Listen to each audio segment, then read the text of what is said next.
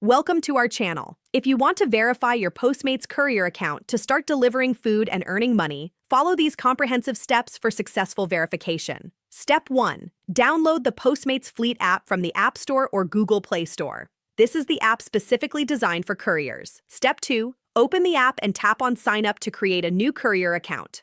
Enter your email address, phone number, and create a password. Step 3. Provide your personal information, including your full legal name, date of birth, and social security number for background check purposes.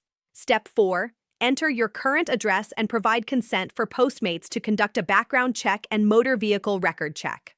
Step 5. Verify your email address by clicking on the confirmation link sent to your registered email. Check your inbox for this verification email.